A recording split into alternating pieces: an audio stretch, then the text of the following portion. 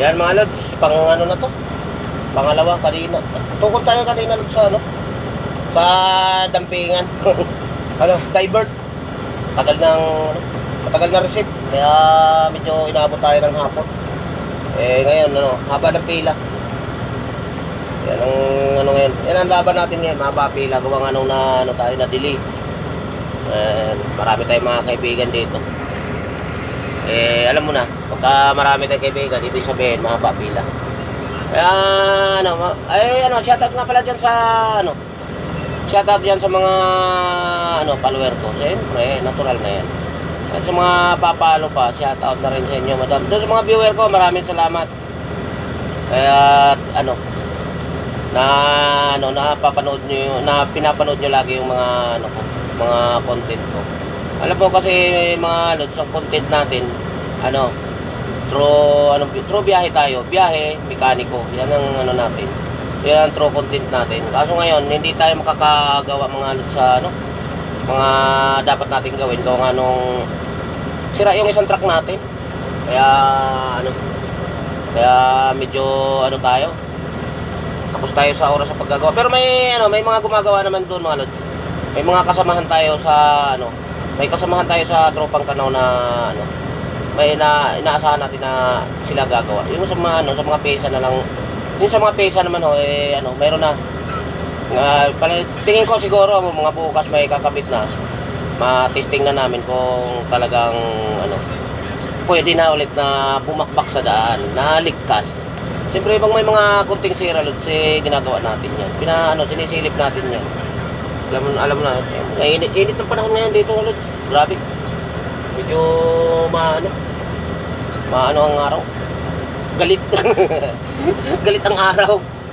Ganun ang ano ngayon panahon. Ma-update natin yung mga gawa ng tropa. Siguro ano, mamaya pagka-garahe na yung ano. Sana nga maaga tayo makagarahe para matutukan natin yung paggawa. Doon naman sa kabila kasi mga lods, ano, sa kabilang tropa, ano naman, may ginagawa rin sila, kaya medyo ano rin kami sa mga ano, marami kaming ginagawa na mga ano, mga sasakyan. Mga kasama natin. Ayan, tambay sila kasi nag-aabang ng magkakarga. Ito na pala. Ayan o. Ayan. Malapit na. Kakarga na sila. Kaya yan, maraming sunod. Shoutout nga pala doon sa ano. Shoutout nga pala doon sa load sa mga ano, mga tropang GNC. Yan, shoutout sa inyo mga ano, mga madam and sir. Yan, shoutout. Mga mababait din yan, tropang GNC na ito. Ano din natin yan, loads, puro ano rin yan, driver din yan sila, yung ano na yun, yung mga tropang GNC. Ayan, ano rin yun, hindi rin nagpapaiwan sa gawaan yun. Minsan pagka ano, yun din ang ano natin, yan din ang tinatawagan natin pagka halimbawa meron tayong gagawin na ano, kaya nilang ano, tinatanong natin kung kaya. Yun ang pinapagawa natin, yung mga tropang GNC.